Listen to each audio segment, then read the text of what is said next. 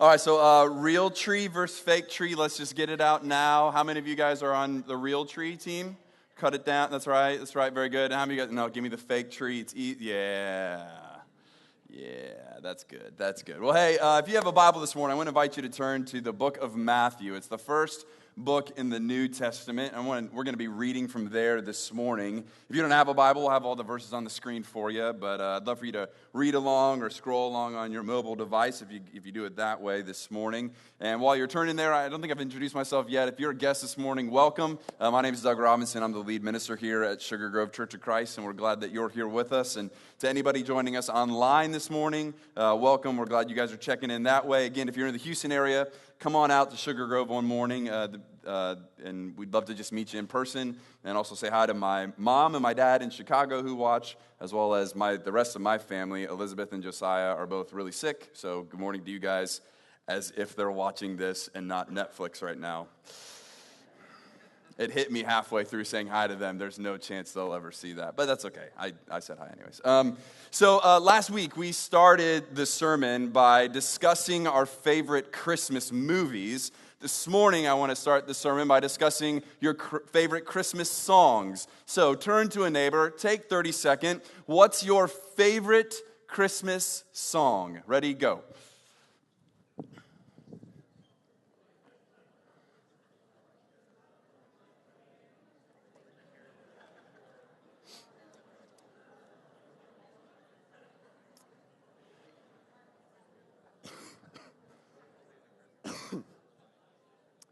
Favorite Christmas song. All right. Very good. Good discussion. So this morning I brought some Christmas songs, and we'll see if any of the ones that I brought matched up with some of the ones that you said this morning. And what I want you to notice is how often a particular word shows up in these songs. Our first one is joy to the world, the Lord has come, let earth receive her King. Anybody mention this song this morning? You're welcome. I got you your favorite song. All right, very good. Next song, O come all ye faithful, joyful and triumphant, O come ye to Bethlehem. Anybody? You're welcome. There you go. Got it. Good song. Very good. Deck the halls, sing with joyous all together, fa la la la la la la la la. Anybody do Deck the Halls? That's pretty good. Not the same whenever you don't sing it, is it? No one. Boo this song. Okay, good. Well, then we'll move on. Did anybody say the right answer this morning with O Holy Night? And in his name, all oppression shall cease. Sweet hymns of joy in grateful chorus raise we. Let all within us praise his holy name. Anybody say, O Holy Night? Okay, you and me. We got it right. Very good. And then finally, this last one. I can see me now on Christmas morning creeping down the stairs. Oh, what joy, what surprise when I open up my eyes to see a hippo hero standing there. Would anybody be willing to admit that they said this was their... Really? Good. Sean is selling out his wife. Not the best move, Sean. Not the best move. But okay, very good. Yeah, okay, wow. So if you're new here and you're like, man, this is the first time I've ever been to church in a while. These people are wearing these ugly Christmas sweaters, and more people raise their hands for I want a hippopotamus for Christmas than Oh Holy Night. So I'm going to the next church next week. I wouldn't blame you. All right.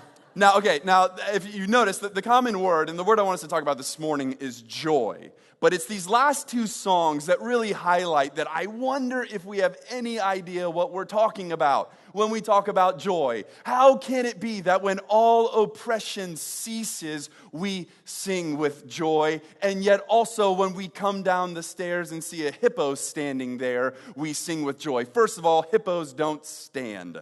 So the song doesn't even make much sense. Second of all, hippos aren't heroes either, Jason. I hate to break it to you. And third of all, they smell and they're huge. They break your couch, so you wouldn't have much joy. So there's something going on here, this word, joy. And a couple of weeks ago, we started this series by kind of talking about the idea of hope. And what's the difference between kind of the hope that we talk about? It's this kind of fleeting, whimsical, I just dreamed that someday it would happen, versus biblical hope. And this morning, I want us to really really talk about the biblical definition of joy so that we could understand, a spoiler alert, that Oh Holy Night gets it right when they're talking about joy, and maybe we're talking about something different when we come upon a hippopotamus hero. No offense to the hippo, because the last time I didn't say he was a hero, sorry, Jason, standing there.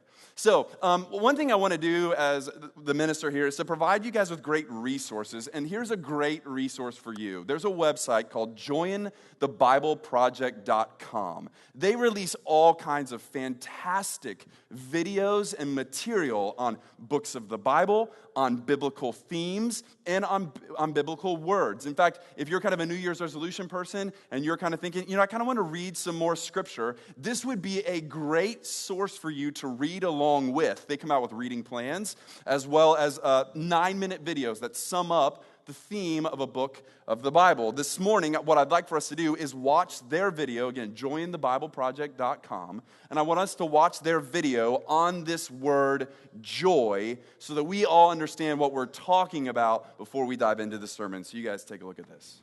Being in a good mood is really great, and most languages have lots of words to describe the experience, like happy, cheerful, joyful, and so on. The same goes for the languages of the Bible. In ancient biblical Hebrew, there's a variety of words, like simcha, sason, or gil. In the Greek New Testament, there's kara, euphrosune, or agaliasis. Each word has its own unique nuance, but they all basically refer to the feeling of joy and happiness. Now, what makes these biblical joy words interesting is noticing the kinds of things that bring happiness, and also seeing how joy is a key theme that runs through the whole story of the Bible. Let's start with sources of joy. On page 1 of the Bible, God says that this world is very good.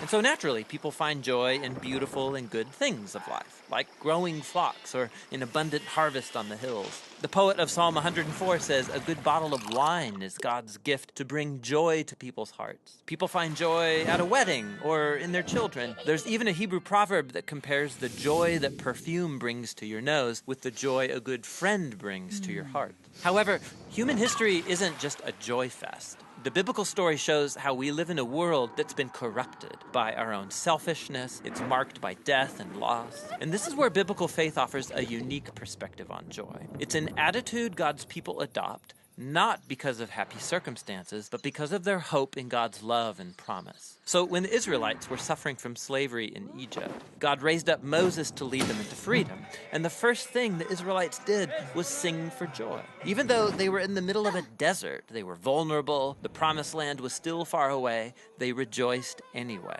Later biblical poets looked back on this story and they remembered how the Lord caused his people to leave with joy, his chosen ones with shouts of joy. This joy in the wilderness, this was a defining moment, a way of saying that the joy of God's people is not determined by their struggles, but by their future destiny. This theme appears later in Israel's story, when Israel suffered under the oppression of foreign empires. The prophet Isaiah looked for a day when God would raise up a new deliverer like Moses. That's when those redeemed by the Lord will return to Zion with glad shouts, with eternal joy crowning their heads. Happiness and joy will overtake them. And while the Israelites waited, they chose joy to anticipate their future redemption. This is why it's significant that when Jesus of Nazareth was born, it was announced as good news that brings great joy. We're told that Jesus himself rejoiced and gave thanks to God his Father when he began to announce the kingdom of God. He even taught his followers the same joy in the wilderness, saying, when people reject you or persecute you for following me, rejoice, be very glad, because your reward is great in heaven. After his death and resurrection, Jesus commissioned his followers to go out and announce the good news that he was the risen King of the world. And as they did so, the early Christian communities were known for being full of joy, even when they were persecuted. Like when the Apostle Paul was sitting in a dirty Roman prison, he could say that he's chosen joy, even if he gets executed. He called this the joy of faith, or joy in the Lord. He believed it was the gift of God's Spirit, a sign that Jesus' presence is with you, inspiring hope in the midst of hardship. And when you believe that Jesus' love has overcome death itself, joy becomes reasonable in the darkest of circumstances. Now, this doesn't mean that you ignore or suppress your sorrow. That's not healthy or necessary. Paul often expressed his grief about missing loved ones or losing friends or his own freedom. He called it being full of sorrow and yet rejoicing. As he acknowledged his pain, he also made a choice to trust Jesus, that his loss wouldn't be the final word. This is very different from the trite advice to turn that frown upside down. Christian joy is a profound decision of faith and hope in the power of Jesus' own life and love. And that's what biblical joy is all about. So again, that's jointhebibleproject.com. If you thought, man, okay, that kept my attention and I know a little bit more. They do that for books of the Bible, themes of the Bible, and obviously words as well. And so I know that kind of moved quick. So again, here's the definition they give us this morning for what biblical joy looks like. It's an attitude God's people adopt, not because of happy circumstances, but because of their hope in God's love and promise. I'm going to read it again because it's important. It's an attitude. Biblical joy is an attitude God's people adopt, not because of happy circumstances, but because of their hope in God's love and promise. And so, again, I kind of told you earlier, but now it's true. The song, I Want a Hippopotamus for Christmas, doesn't work. Maybe they're happy, maybe they're delightful when they see the hippo downstairs, but the reason they're happy, the reason the song uses joyful, is because of the presence of the hippo, the circumstance that what they wanted has come true. Whereas O Holy Night is rooted in the promises of God, the hope of God, the love of God, who will end all oppression, and as a result, we can cry out with joy. Are we tracking on the difference here this morning? Now, hopefully when we see, the biblical joy is rooted in the promise of God, then when we turn to the kind of theme passage that we get the title from, Galatians chapter 4, verse 4 through 7, we see why Paul points us not to our circumstances, but to what God has done, his love in action when the fullness of time had come.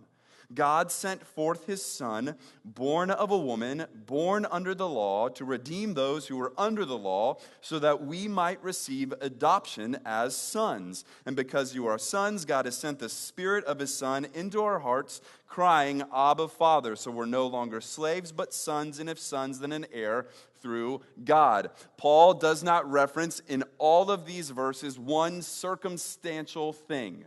He is drawing my eyes and drawing my heart to the very promises of God and his love in action. And when I kind of stand firm on that, I've got biblical joy that will cause me to sing no matter what my circumstances may be. Now, they said it in the video, but we'll read it here this morning. When the angels come to tell the shepherds of what's taking place, of this fullness of time moment, they use the word joy. Here's Luke chapter 2, verses 8 through 12. In the same region, shepherds were staying out in the fields and keeping watch at night over their flock. Then an angel of the Lord stood before them, and the glory of the Lord shone around them, and they were terrified. But the angel said to them, "Don't be afraid, for look, I proclaim to you good news of great joy that will be for all people. Today in the city of David, a Savior was born for you. He is the Messiah, the Lord, and this will be a sign for you. You will find a baby wrapped tightly in cloth and lying in a manger." This is an announcement of great joy. The fullness of time is the announcement of great joy. God's love in action brings about great joy. So what I want us to do this morning is take a look at a particular story that takes place often at this Christmas time that we often remember due to nativity scenes and things like that. It's the story of the three wise men, or as my friend Miss Betty Bowling taught me yesterday, it's the story of the three wise guys. Pretty good, I thought. So I told her I was going to steal it, but I would give her credit, so there you go. The three wise guys this morning. And what I hope this story does is destroy any leftover thoughts of circumstantial joy. But that when the angel says, "I've come to bring good news of great joy," it is biblical, rooted in the promises of God, rooted in the hopes of God, rooted in his love in action kind of joy. So let's read the story of the three wise guys. But now, how many of you guys had a nativity scene at home, either like maybe at your grandma's house or you got one right now? Anybody?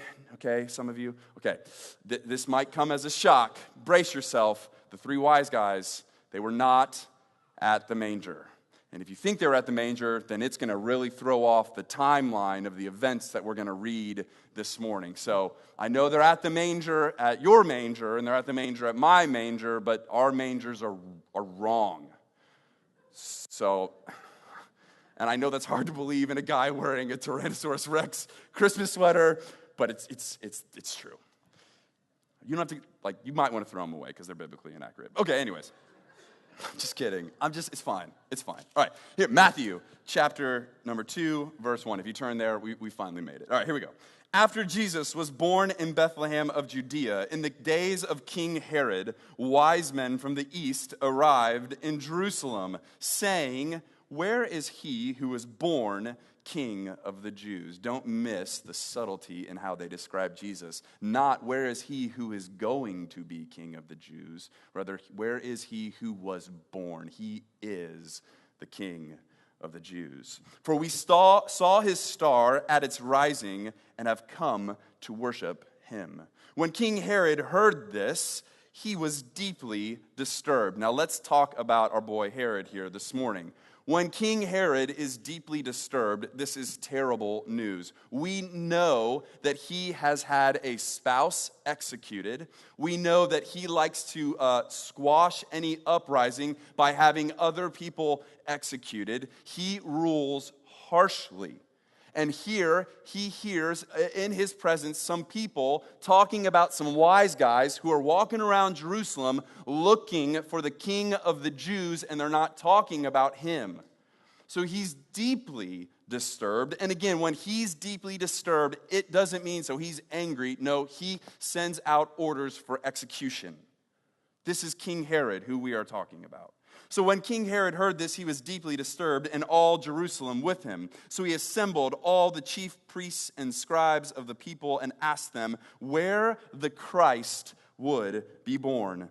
In Bethlehem of Judea, they told him, because this is what was written by the prophet. And you, Bethlehem, in the land of Judah, are by no means least among the rulers of Judah, because out of you will come a ruler who will shepherd my people Israel. Bible scholars in the room, may this word haunt you this morning.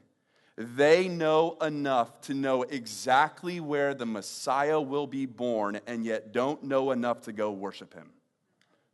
So may that haunt all of us who like to say, "Oh, I know my Bible." If it does not lead to me falling at the face of Jesus, I know nothing. And yet these scribes, they can go, "Oh yeah, I know exactly where the Christ is going to be born. It's going to be born here because of the prophecy and whatever." And then they don't go and walk to Jesus. Maybe that'd be a good warning for us this morning. So, verse 7. Then Herod secretly summoned the wise guys and asked them the exact time the star appeared. He sent them then to Bethlehem and said, "Go and search carefully for the child. When you find him, report back to me so that I too can go and worship him." This is a lie. Verse 9, after hearing the king, they went on their way, and there it was, the star that they had seen at its rising. And it led them until it came and stopped above the place where Jesus was. In verse 10, it says, when they saw the star, they were overwhelmed with joy. Don't you feel bad for those scribes? They're missing out on joy as they get to see the action of God's love right in the flesh. They're overwhelmed with joy. And so entering the house, not the manger, entering the house, just making sure you believe me. There it is right there. All right, entering the house, they saw the child with Mary, his mother, and falling to their knees, they worship him. Then they opened their treasures and presented him with gifts, gold, frankincense, and myrrh. And being warned in a dream not to go back to Herod, they returned to their own country by another route. Let's read that another way. Being warned in a dream not to go back to Herod, they disobeyed the maniac in power who's known for executing people when being confronted of his own power. This sets in motion some events we read about starting in verse 13. After they were gone, an angel of the Lord appeared to Joseph in a dream, saying, "Get up. Take the child and his mother, flee to Egypt, and stay there until I tell you. For Herod is about to search for the child to kill him." This is Herod's intent. He wants to kill this king of the Jews. So Joseph went up, took the child and his mother during the night, and escaped to Egypt. Now, Matthew's going to tell us kind of the end of the story, and then we'll kind of go back and read about King Herod. Verse 15, he stayed there until Herod's death, so that what was spoken by the Lord through the prophet might be fulfilled. Out of Egypt I called my son. So Joseph obeys, grabs Jesus, grabs Mary, loads up, and gets out of Dodge and goes to Egypt and stays there until Herod dies. Well, let's go back and see what happens with Herod. Then Herod, when he realized that he had been outwitted by the wise men, he flew into a rage. It's important to note that Jerusalem and Bethlehem, 5 to 6 miles apart. So it's going to take a couple of days for those wise guys to walk, find the king of the Jews, and then it should just take a couple of days to make it back to Herod to tell them where this Jesus is so that he can go take care of this new problem. So probably a week, 6 to 7 days, who knows? Enough time goes by that he goes, these guys, they're not coming back. And he's furious. What does he do? He gives orders to massacre all the boys in and around Bethlehem who were 2 years old and under, in keeping with the time that he had learned from the wise men. Then what was spoken through Jeremiah the prophet was fulfilled. A voice was heard in Ramah, weeping in great mourning, Rachel weeping for her children, and she refused to be consoled because they are no more. Hopefully, you would agree with me that there is enough in Matthew chapter 2 to say that this joy that the angel announces is not based on circumstances. Could you imagine if Joseph heard us talking about this story this morning and we just kind of ignored all that's happening in his life and just kind of said, oh, Joseph, it's Christmas and the lights and the snow and then Jesus was born and you wrapped him, God. Oh, wasn't it all just wonderful? I think he's insulted. Wouldn't he come in and say, no, you don't understand. My family became displaced refugees over the night because my boy's life was in danger. King Herod had wanted to have my boy killed, so much so that an angel had to wake me up in the middle of the night and say, run for your life. A man who has power and can do things that he wants to do wants to kill your son, so run.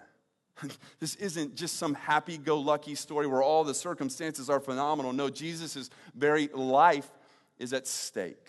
Now, on a very kind of macro level, my hope would be that God's people would remember that our Savior, under 2 years old, is a displaced refugee, and that we would treat anybody else that has that title in the way that we would treat Jesus today. This would be an encouraging word for us to remember, that our Jesus, too, was displaced and homeless as well.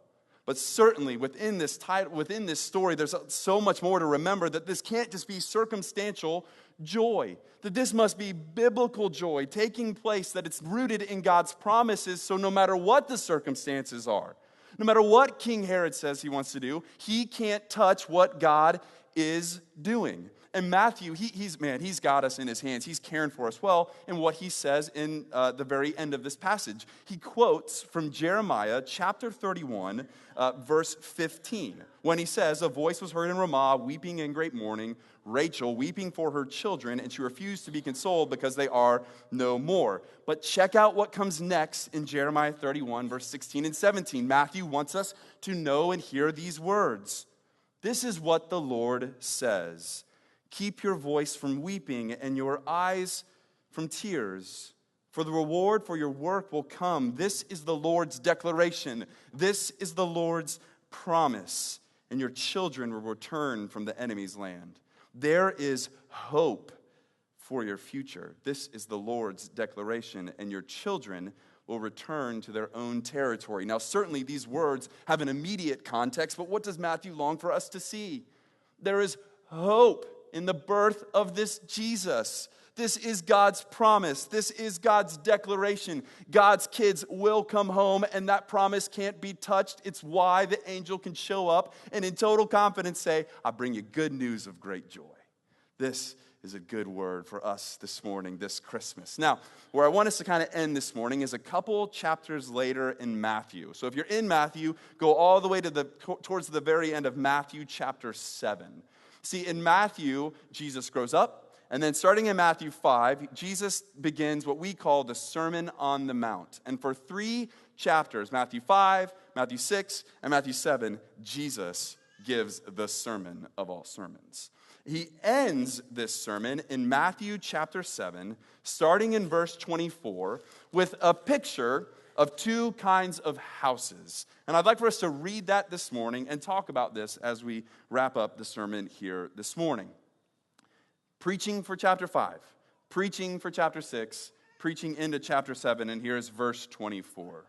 Therefore, Jesus says, everyone who hears these words of mine and acts on them will be like a wise man who built his house on the rock.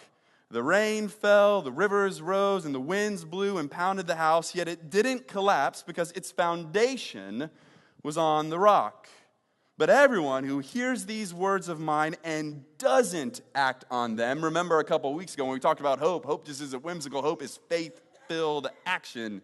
And Jesus is talking about this kind of action here this morning. And if you don't act on the words that Jesus says, you are like a foolish man who built his house on the sand. The rain fell, the rivers rose, and the winds blew and pounded that house, and it collapsed. It collapsed with a great crash. Now, I'm going to tell you oftentimes what I do at the end of this passage. And maybe I won't be alone in this, but don't let me throw you under a bus.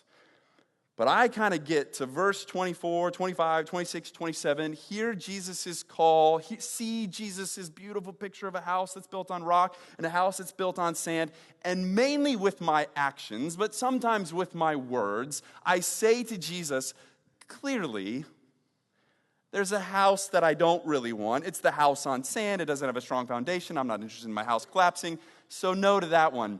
But to be quite fair, the other house doesn't look all that much better. See, I'm in the market for a house in a storm-free zone. So I'm going to keep on looking.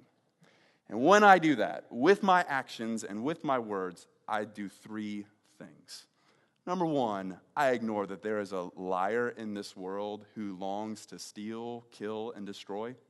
I ignore that in 1 Peter 5, he warns me that Satan is like a roaring lion who longs to devour me and you. I also, and honestly, I think more importantly, I just kind of ignore Genesis 3. I ignore that sin entered into this world and pollutes everything. I ignore the seriousness of sin, not just sin out there, but sin within me. I ignore that I am incapable of breaking free from that sin, and oftentimes I'm going to wander back into it, thus creating rain and waves and storms and wind that are going to knock down the house. And not only that, with those first two things, here's the third thing I do. I basically admit that I've already purchased the first house on the sand. As if I couldn't purchase it, but I bought into this lie that I can find in this world, on this side of Christ's return, a life where there is no wind, there is no storm, and there is no problems. So I'm going to keep looking for that, God, because your two options aren't storm-free. And I ignore the seriousness of sin. I ignore that Satan longs to steal, kill, and destroy. And what do I find myself doing? Building a house on sand that collapses every single time. But the fullness of time, God would send his son into this world to set me free from sin. Now that's a rock that's worth building a house on. And when I remember biblical joy isn't based on circumstances, but based on the promises and hope and the love of God, well, all of a sudden I begin to see that maybe, just maybe, that is the house that I want to build, the house that's built on the rock. And all of a sudden, my heart could possibly open up to the beautiful truth that this Christmas, I will not find joy when bad circumstances leave. I will only find joy when the gospel moves in. I will only find joy when the truth of the power of the gospel that Jesus can set me free from sin moves into my heart. I can only find joy when the truth of the gospel or the power of the gospel or the purpose of the gospel, my goodness, I'm just excited about the gospel, but the purpose of the gospel, that I can actually start to build the house that Jesus is calling me to build, that I can actually do the acts that he's calling me to do, come storms what may. So when this storm comes up about selfishness, I'll go, but Jesus, you say to hold loosely to the possessions you've given me, and actually you give them to me so I could bless others. So I'm going to build this house on the rock, which is your joy, which is your truth in the gospel. God, when someone attacks me, when someone insults me, I want to strike back, but you tell me on this rock where how we build is we turn the other cheek. So I'm going to turn the other cheek this Christmas, come what storms may. When my kids are disappoint me, when I lose my anger, when I lose all the temptations that come my way, I'm going to build my house on the rock because this rock is unshakable. King Herod can't touch it, and nothing else can as well. This is the fullness of time. This is the biblical joy that we celebrate this Christmas. And so maybe this morning, the question to ask yourself is when we talk about joy this morning, does it feel like it's something that you're standing on, or does it feel quite distant? And if it's distant to you this morning, perhaps that is God's grace on you saying, come back home. Come back home. I showed up into this world because you were helpless and caught in sin. And this is good news of great joy because I loved you this much. Man, may we be a people who stand on the rock that is Christ and proclaim him as loud as we can, that message of joy and nothing else.